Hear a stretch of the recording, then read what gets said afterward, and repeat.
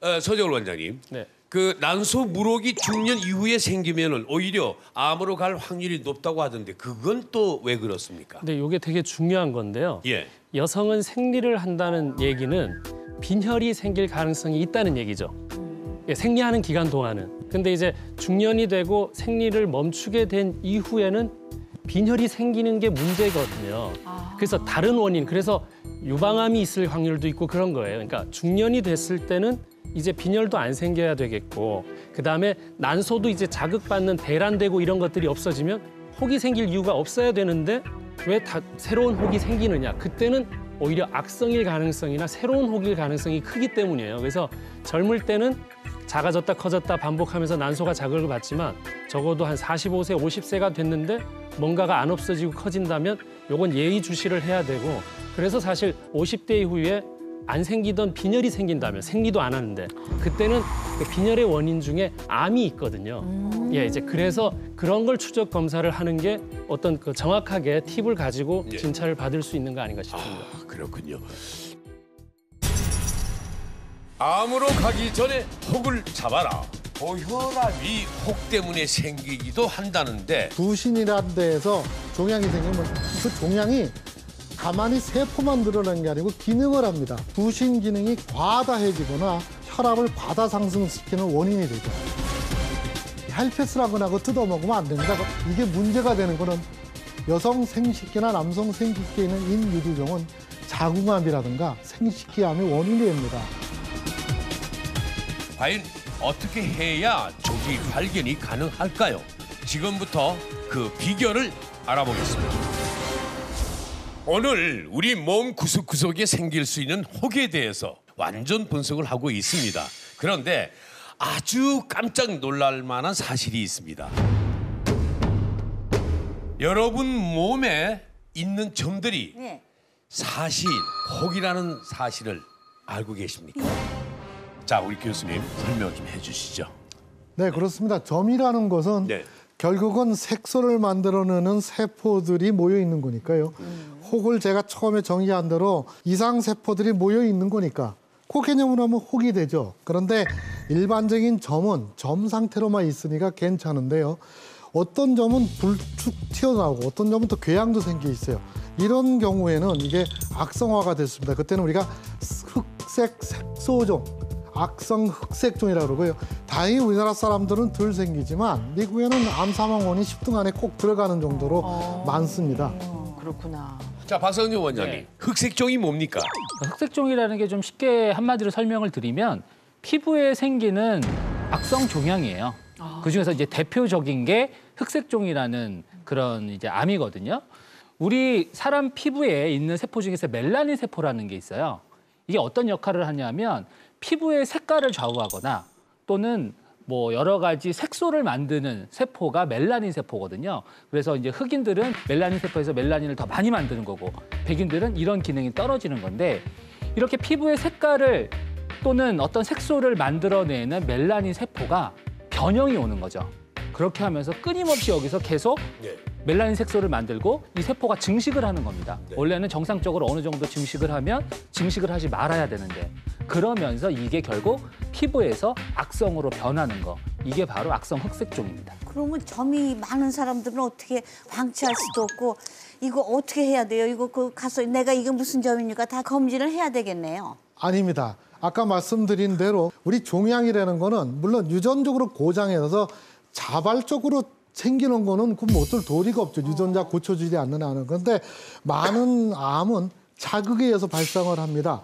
그래서 우리가 동물 실험할 때 동물한테 피부암 유발할 때는 두 가지 방법을 씁니다. 쥐를 놓고 자외선을 한 일주일 쬐고 나면 피부암 막 생깁니다. 아주 직접적인 증거가 되겠죠. 두 번째는 자외선을 조금만 쬐고는 우리 연구원에 가서 계속 긁어줍니다. 그럼 또 암으로 생깁니다. 그래서 예를 들면 점이 있는데 발바닥에 있다. 근데 발바닥을 이 사람이 굉장히 거칠게 일하는 사람이라 그러면 그 점도 암으로 전환될 수 있고요. 조금 더 걱정되는 점이 성기에 있는 점입니다. 많이 이제 닿기 때문에. 또 예를 들면 입술 같은 데 많이 생기는데 그 점이 있어요. 그러니까 보기 싫다고 자기 딴은 긁어내고, 또 여기는 자외선 노출이 되고 거기다 술, 담배까지 이렇게 열심히 하면 아, 내 점은 암으로 변화라는 하나의 그 자극을 주는 그런 경우가 되겠습니다. 자, 서정을 원장님. 암이 되는 점은 어떤 점이라고 생각하시는지? 네, 그러니까 실제는 동양인과 또 백인과의 차이가 또 있는데요. 신기한 게 자외선 받는 곳에 백인들은 주로 악성 피부에 종양이 생기는데 우리 동양인들 보면 발바닥이나 이런 데 점이 있는데 그게 또 악성으로 전환되는 게 많거든. 그래서 유전 구조의 차이가 일단은 이제 있다고 봐야 되겠고요. 제 생각에는 점이 뭐 태어나면서 있는 사람에 대해서는 큰 문제라고 생각하지는 않지만 갑자기 많이 생긴다거나 하는 것들에 대해서는 좀 주의할 필요가 있다. 왜냐하면 자외선을 많이 받거나 내부적으로는 활성산소라 그래서 우리가 쉽게 표현하면 이런 남아도는 찌꺼기, 노폐물, 자유라디칼기라 그러는데 그런 걸 많이 받고 있다면 점들이 생기니까 새롭게 생긴다는 건 좀 몸 상태가 안 좋은 거 아닌가 하는 생각을 한번 해볼 수는 있다. 이렇게 생각됩니다. 임신했을 때 저는 배 쪽에 점이 갑자기 확 생기더라고요. 네. 그 안 좋은 그렇죠. 현상이었나요? 임신하고 출산 때는 그 에스트로겐이라는 호르몬 영향 때문에 잘 생기는데요. 안 생기는 사람도 있어요. 그 이유는 첫 번째는 역시 유전적 소인이고 두 번째는 과거에 자외선에 심하게 노출됐던 그 어떤 과거력이 있는 사람이 임신을 딱 맞이했을 때는 굉장히 멜라닌 세포나 이런 것들이 활성화가 되기 때문에 이제 그런 것들은 나중에 나타날 수도 있다고 생각을 해야 됩니다. 예.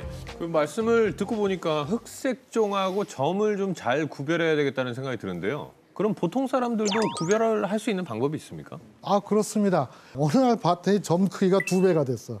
그리고 점 크기 가운데는 막 헐어서 출혈도 좀 돼. 그러면서 또 보니까 아프기도 해. 색깔도 변해.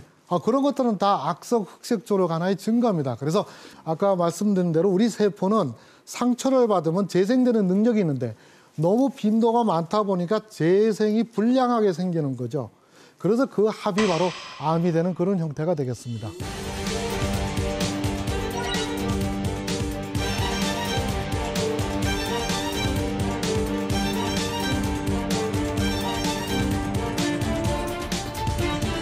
자, 이 고혈압이 혹 때문에 생기기도 한다는데 그건 또 어떤 혹입니까? 네.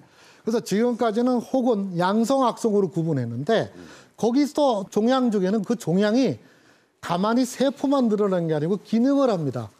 실례로 20세 된 남자아이가 뇌졸중으로 뇌출이 돼서 병원 응급실에 실려옵니다. 대개 여러 원인 중에 두 가지를 생각합니다. 하나는 뇌혈관에 문제가 있어서 터져버린 케이스가 되는데 뇌혈관 촬영했는데 정상이야. 그럼 바로 생각해야 되는 게 부신종양입니다.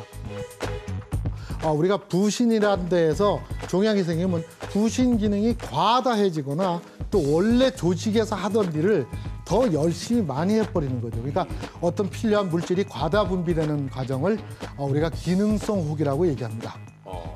자, 그러면 부신이 뭡니까? 그 모형을 좀 보여드리겠습니다.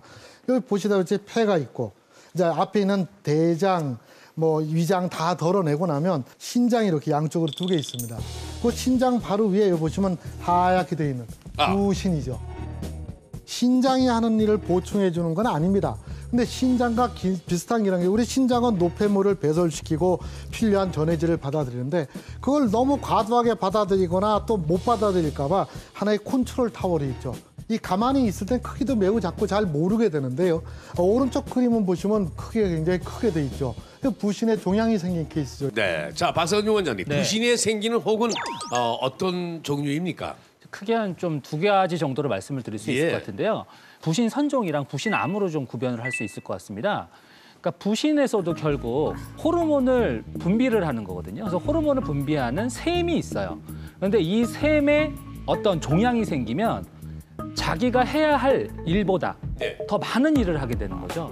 그렇기 때문에 이제 대표적인 호르몬이 코티졸이라든지 이런 호르몬이 과다하게 분비가 되니까 호르몬 과다에 의해서 생기는 어떤 여러 가지 증상들이나 이런 것들이 생길 수가 있습니다. 그런데 이거는 우리가 보통 말하는 악성 종양은 아니고 몸에 기능적인 영향을 주는 하지만 이제 사람에 따라서는 꼭 치료를 해야 되는 경우가 있는 이런 경우에 해당하는 거고 부신암은 우리가 보통 말하는 그냥 암이에요. 위암, 대장암 이렇게 해서 악성 종양으로 이것들은 막 전이도 될 수 있고 또는 이제 생명에 아주 영향을 줄 수 있는 이런 암인데 뭐 간이나 폐에 전이가 될 수가 있고요. 이런 경우는 그래도 그렇게 흔하지는 않습니다. 그래서 부신에 생기는 종양은 대부분 어떤 기능적인 호르몬의 영향을, 호르몬 분비에 영향을 주는 그런 기능적인 선암인 경우가 더 많다라는 거죠. 예. 우리가 이 드라마 같은 데 보면 막 성질 나고 억 하고 쓰러질 때 그 바로 이런 성질이 날 때 나오는 스트레스 호르몬이 나오는데 그게 몸에서 계속 만들어내니까 그 혈관이 벽을 지탱 못하니까 터져버리는 거죠. 그래서 병원에서도 20, 30대에 말도 안 되는 뇌졸중이 갑자기 왔고 막 이렇게 성질 낸 적도 없는데 갑자기 조용히 있다가 쓰러지는 경우는 뇌혈관 장애 아니면 부신 CT라는 걸 빨리 찍습니다. 그 종양이 바로 혈압을 과다 상승시키는 원인이 되죠. 그래서 그럴 경우는 바로 응급실 들어가서 부신 절제하면 따르는 순간 혈압이 120, 80으로 정상으로 팍 와버립니다. 자, 박상정 원장님, 네. 좀 더 설명을 부탁드리겠습니다. 그러니까 이제 우리가 보통 앓고 있는 고혈압은 이제 1차성 고혈압 또는 이제 본태성 고혈압이라고 정확하게 말을 합니다. 이게 뭐냐 하면 그러니까 여러 가지 뭐 생활 습관이라든지 뭐 음식 먹는 거 또는 뭐 이제 활동량이 적은 거, 살이 찐 것 이런 것들에 의해서 또는 정확하게 이유를 모르는 상황에서 생기는 고혈압이 우리가 보통 일반적으로 말하는 1차성 고혈압, 본태성 고혈압, 고혈압 환자의 95%를 차지하는 고혈압이에요. 그런데 나머지 5%가 있습니다. 네. 이 어떤 분들이냐면 다른 질병이 있어서 어떤 특정한 병 때문에 고혈압이 되는 건데 그 고혈압을 일으키는 대표적인 병이 바로 부신에 종양이 생기는 거죠. 이 부신에서 어떤 종양이 생기면서 이 호르몬의 균형이 깨지니까 과도하게 혈압이 올라가는 거예요. 그래서 고혈압이 생기는 거거든요. 이런 게 100명, 고혈압 환자 100명 중에 한 5% 정도는 이런 경우다. 근데 흔하지는 않지만 이런 경우가 있고 이런 환자들은 우리가 보통 뭐 고혈압 하면 뭐 140에 뭐 90, 뭐 150 이렇게 얘기하지만 이런 경우는 뭐 190 이렇게 막아서 혈압이 정말 아주 급격하게 상승을 합니다. 그러니까 이런 경우도 실제로 많이 존재를 합니다. 예. 혹 때문에 고혈압이 올 수 있다는 이 놀라운 사실. 그런데요, 혹 때문에 이게 또 저혈당도 올 수도 있다고 합니다.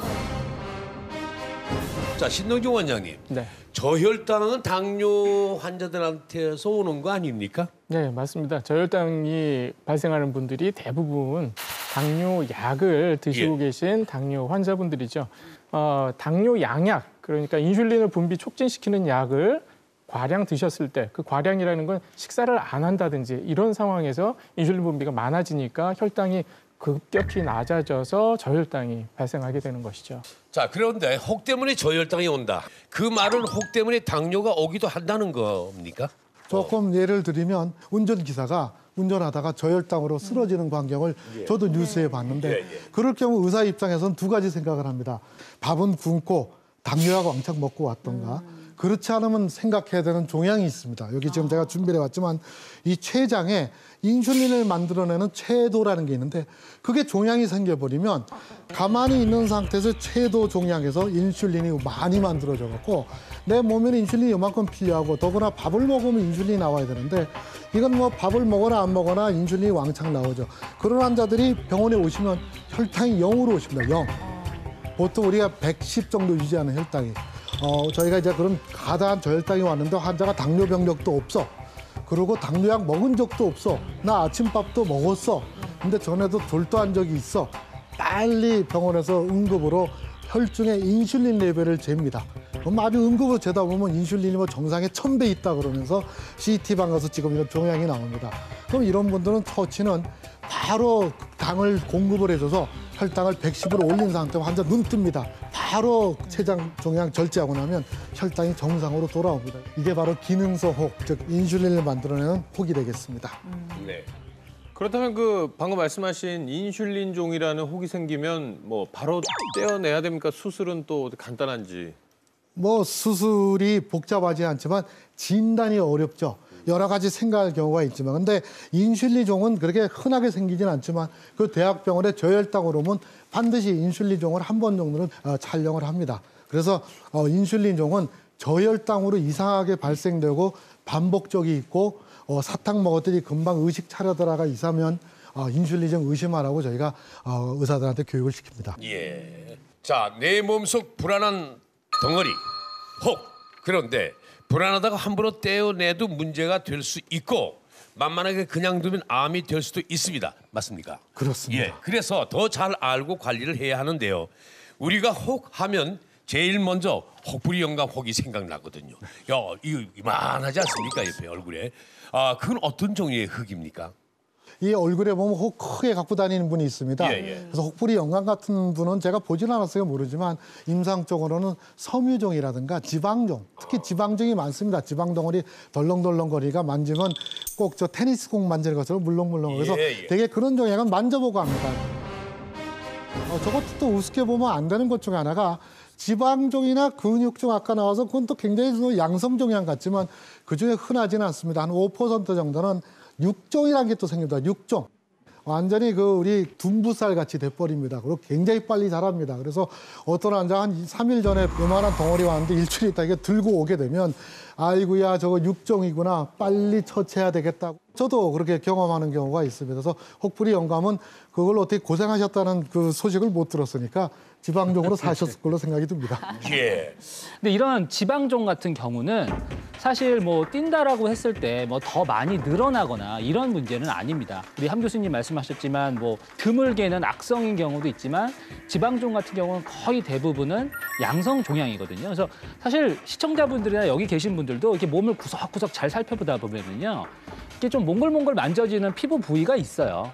그런 경우는 사실 피부 바로 밑에 있는 지방이 이게 지방종 같이 조금 돼 있는 경우가 가장 흔하거든요. 그렇게 흔하고 이거는 뭐 이렇게 재발을 잘하거나 뭐 뛰었다고 늘어나거나 이런 종류의 어떤 종양은 아닙니다. 네. 제 기억으로는 대표적인 혹부리 영감 하면은 그 북한의 김일성이 떠오르거든요. 그래서 어렸을 적에 그 할머니 할아버지들이 저 김일성은 저 혹 때문에 죽었다 이런 얘기들이 많이 하셨어요. 근데 이 말이 정말 맞는 얘기인가 모르겠어요. 그 제가 생각엔 저도 뭐 그 만져보질 않았으니까 추측을 하건데 혹 때문에 죽었을 가능성도 있습니다. 그래요? 근데 그 혹이 문제가 된 게 아니고요. 그 모양이나 이런 거 제가 이렇게 보면 아마 지방종일 가능성이 많은데요. 그 지방종은 또 이렇습니다. 대개 그냥 그 주변 지방이 잘못돼서 발생도 하지만 이분이 그 굉장히 동맥경화증이 있었을 거예요. 그러니까 100% 연관이 없다고는 얘기 못하지만 양성일 거라고 진단 내려고 있었을 거고 그 양성일 거라고 주장한 주치의는 아마 조마조마 살았을 거예요. 야, 저거 어느 날 갑자기 육종 되면 나는 죽는다. 뭐 이랬지 않을까 제가 우스개로 생각을 합니다.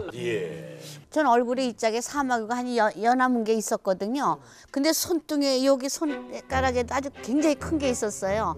또 그냥 아주 그냥 걱정거려갖고 이거를 찔려다 못해서 나중에는 그걸 갖다 그냥 가상살이 면도칼로 이렇게 갖고 피가 막 나는데 막 이제 실로 막 경험했어요. 그리고 이거 한 사나흘 지나니까 피가 안 통하니까 나도 모르게 탁 떨어졌어요. 그리고 얼마 있다 보니까 내 얼굴이 정말 비단결같이 고와졌어요. 이거 다 사마귀가 없어졌거든요. 어머, 어떻게 그럴 수가 있어요? 네, 사막이라는 거 좀 설명을 좀 드리면요.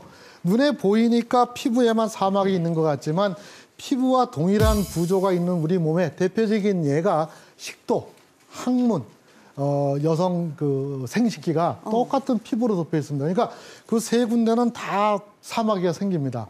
단 안 볼 뿐이죠. 그래서 저희가 내시경 검사하다 보면 식도에 사마귀 같은 게 생깁니다. 그거의 주원인은 실제 인유두종 바이러스라는 감염이 됩니다.